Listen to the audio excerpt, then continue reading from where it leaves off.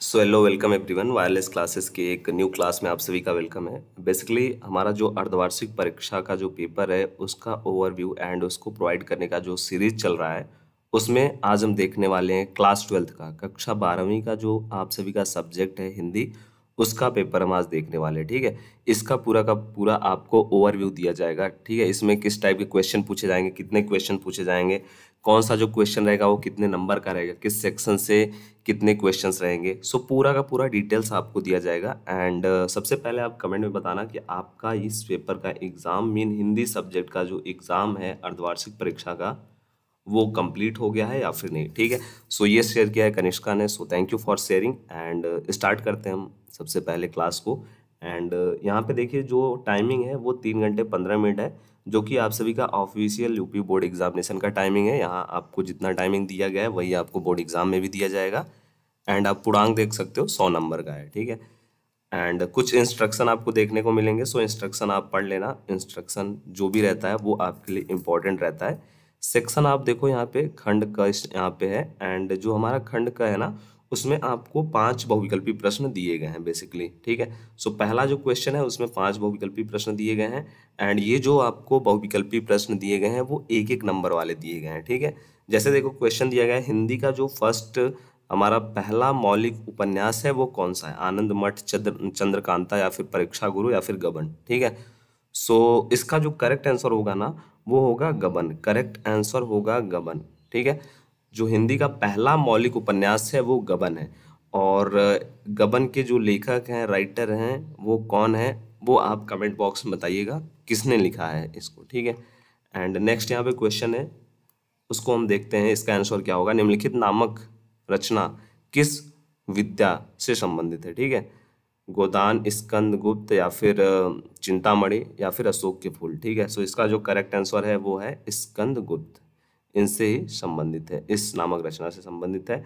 Next question है आवारा मसीहा जो है ना, यहाँ पे कुछ मिसप्रिंट है बट जो करेक्ट है वो है आवारा मसीहा। आवारा मसीहा नामक रचना किस विधा से संबंधित है। सो ये बेसिकली जो विधा होती है ना वो होती है उपन्यास से, ये संबंधित है। किस चीज़ से ये संबंधित है आवारा मसीहा। आवारा मसीहा एक क्या है, उपन्यास है। ठीक है, नेक्स्ट क्वेश्चन है निम्न में से कौन सा भारतेंदु युग का नाटक है। नीचे दिए गए ऑप्शंस में से जो आपको सेलेक्ट करना है वो ऑप्शन करेक्ट सेलेक्ट करना है जो भारतेंदु युग का नाटक हो।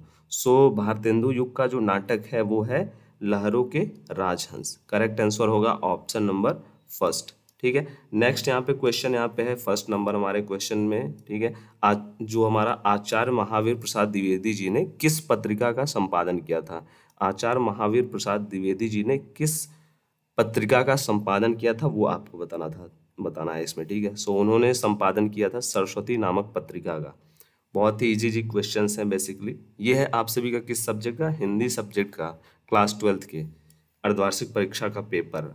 ठीक है, इंपॉर्टेंट क्वेश्चन है, इन सभी क्वेश्चन को आप अटेम्प्ट करके जाना, आप इनको सॉल्व करके जाना, इनके आंसर को अच्छी तरीके से याद करके जाना क्योंकि ये आपको आपकी एग्जामिनेशन में पूछे जाएंगे।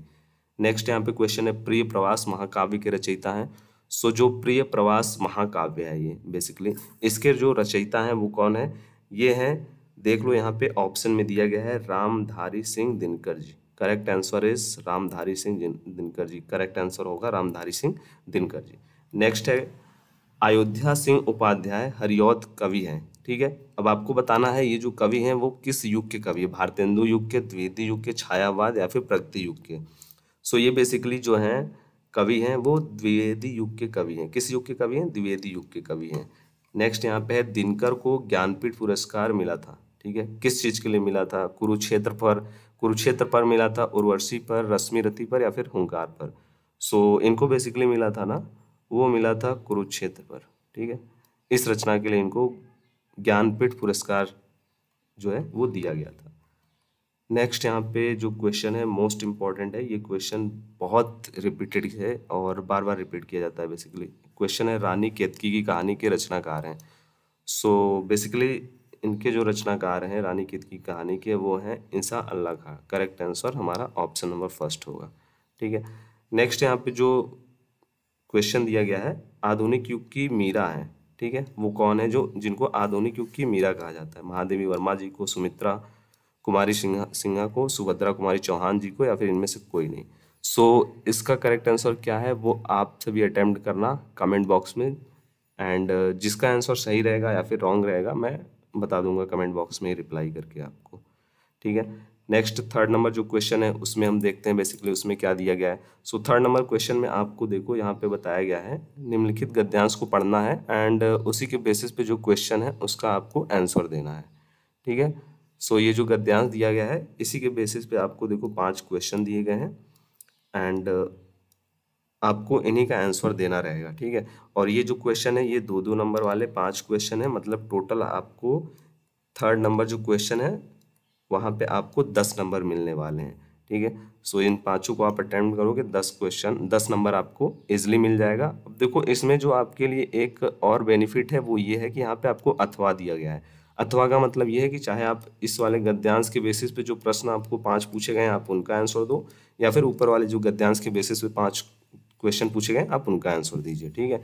एंड देखो उससे पहले मतलब जो थर्ड नंबर हमने क्वेश्चन आपको बताया है जिसमें आपको गद्यांश के बेसिस पे आंसर देना है, इसी प्रकार आपको फोर्थ नंबर जो क्वेश्चन है उसमें आप सभी का जो काव्य है काव्य के सेक्शन से आपको 2 काव्य पूछे जाएंगे दिए जाएंगे बेसिकली, एंड उन्हीं काव्य के बेसिस पे आपको क्वेश्चन पूछा जाएगा, ठीक है। जैसे यहाँ पे आपको गद्यांश में 5 क्वेश्चन पूछे गए थे, ऐसे यहाँ पे काव्य के जो आपको काव्य दिया गया है ये देखो इसी के बेसिस पे 5 क्वेश्चन आपको पूछे जाएंगे बेसिकली, और ये जो 5 क्वेश्चन रहेंगे ये 2 नंबर वाले रहेंगे, ठीक है। 10 नंबर आपको फोर्थ नंबर क्वेश्चन से भी मिलकर यहाँ पे जाने वाले हैं बेसिकली। सो इसमें भी आपको अथवा दिया गया है सेम टू सेम, जैसे आपको थर्ड नंबर क्वेश्चन में पैटर्न दिया गया था वैसे फोर्थ नंबर क्वेश्चन में भी आप चाहो तो ऊपर वाले क्वेश्चन को अटेम्प्ट कर लो, ऊपर वाला जो आपको काव्य दिया गया है आप उसके या फिर क्वेश्चन को अटेम्प्ट कर लो, या फिर आप इस वाले काव्य के जो क्वेश्चन है उनको आप अटेम्प्ट कर लो, उनके आंसर आप दे दो।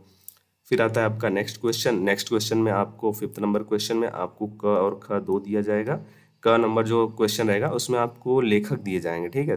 2-3 लेखक के आपको ऑप्शन दिए जाएंगे, उनमें से किसी एक लेखक का जीवन परिचय देते हुए उनकी जो कृतियां हैं उनको भी आपको बताना रहेगा, एंड ये 5 नंबर के लिए। एंड जो ख वाला आपका रहेगा उसमें जो आपके कवि हैं चैप्टर के, जो आपका काव्य वाला पोर्शन है उसमें जो आपके कवि हैं उनमें से 2-3 कवि का आपको दिया जाएगा ऑप्शन, एंड किसी एक कवि का आपको जीवन परिचय देते हुए जो कृतियां हैं उनकी उनको आपको डिटेल में लिखना रहेगा, और ये 5 नंबर, मतलब आपका फिफ्थ नंबर क्वेश्चन भी टोटल 10 नंबर के लिए आपको पूछा जाएगा।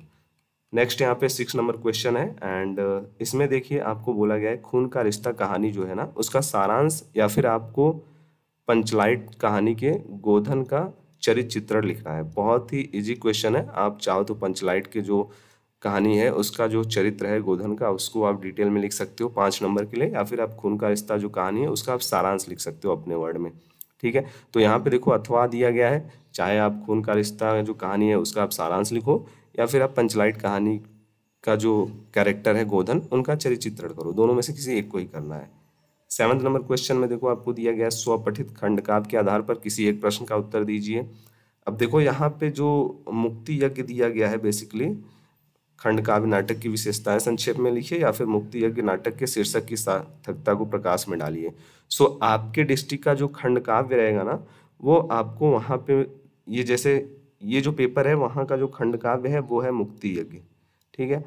ऐसे ही आपका जो डिस्ट्रिक्ट रहेगा आपके पेपर में वो खंडकाव्य हो सकता है दिया जाए, बट बोर्ड का जो पेपर रहेगा ना उसमें आपको टोटल जितने भी खंडकाव्य हैं उससे रिलेटेड आपको क्वेश्चन दिए जाएंगे, बट आपको किसी एक खंडकाव्य का आंसर वहाँ पे अटेम्प्ट करना रहेगा जो आपके डिस्ट्रिक्ट का रहेगा, ठीक है। आई होप आपको इजिली समझ में आ गया होगा, फिर भी अगर कोई डाउट है तो आप कमेंट करके आप पूछ सकते हो। फिर आपका सेक्शन आपका बी स्टार्ट हुआ या फिर ख स्टार्ट हुआ है, जिसमें आपका संस्कृत पोर्शन के क्वेश्चन रहेंगे, उसके बाद व्याकरण के कुछ क्वेश्चन रहेंगे, निबंध लेखन ये सभी उसमें रहेगा, ठीक है। सो 8 नंबर जो क्वेश्चन है उसमें जो आपको फर्स्ट क्वेश्चन दिया गया है निम्नलिखित का आपको संस्कृत गद्यांश का ससंदर्भ हिंदी में अनुवाद करना रहेगा, एंड ये 7 नंबर के लिए आपको दिया जाएगा, ठीक है।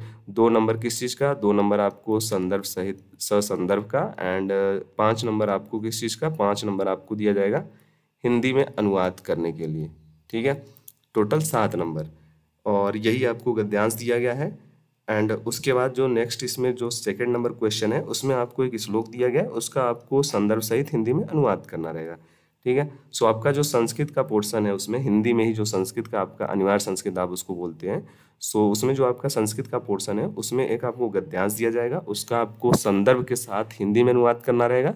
एंड दूसरा क्वेश्चन जो पूछा जाएगा वो आपके श्लोक दिए जाएंगे, उसका आपको संदर्भ के साथ हिंदी में अनुवाद करना रहेगा। बेसिकली संदर्भ में क्या लिखना रहता है वो आपको पता है कि आपका जो ये गद्यांश है या फिर जो ये काव्य है पद्यांश है, ये किस चैप्टर से लिया गया है, किस बुक से लिया गया है, इसके राइटर कौन है या फिर इसके लेखक कौन है, इतना ही आपको लिखना रहता है बेसिकली संदर्भ में।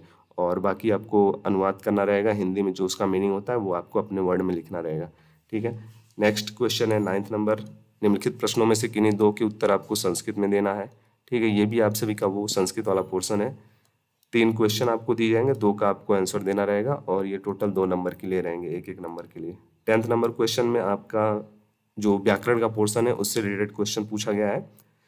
श्रृंगार अथवा वात्सल रस की परिभाषा उदाहरण सहित, अथवा देखो यहाँ पे दिया गया है, अथवा का मतलब आप अच्छे से समझना क्वेश्चन को, नहीं तो आप श्रृंगार रस का भी लिख दोगे, वात्सल रस का भी लिख दोगे डिफिनेशन और एग्जाम्पल।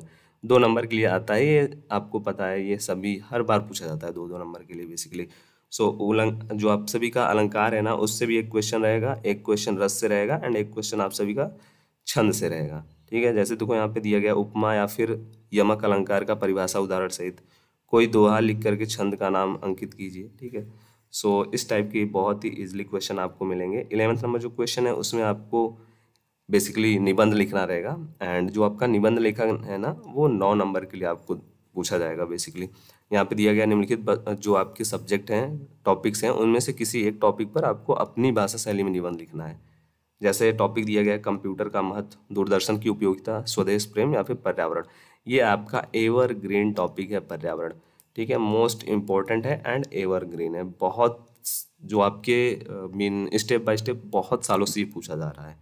सो आप कुछ ऐसे एवरग्रीन टॉपिक हैं जिनको आप तैयार कर लोगे तो ये आप हमेशा उसको आपके माइंड में वो रहेगा, आप उसको अटेम्प्ट कर सकते हो। नेक्स्ट क्वेश्चन में आपको संधि विच्छेद एक दिया गया है, 2 संधि विच्छेद दिया गया है बेसिकली एंड उनके 2 ऑप्शन दिए गए और ये एक एक नंबर वाले रहने वाले हैं। ठीक है, जो करेक्ट रहेगा वो आपको सिलेक्ट करना है। 13th नंबर जो क्वेश्चन है उसमें आपको निबंध लेखन का आपका कंप्लीट हो गया तो आपको यहाँ पे लेटर राइटिंग रहेगा, प्रार्थना पत्र आपको लिखना है। किस चीज़ के लिए? अपने विद्यालय के प्रधानाचार्य को 1 सप्ताह के अवकाश के लिए। बहुत बार आप लिखते हो मुझे पता है, सो ये क्वेश्चन तो आप इजीली कर पाओगे, 6 नंबर आपको मिल जाएंगे।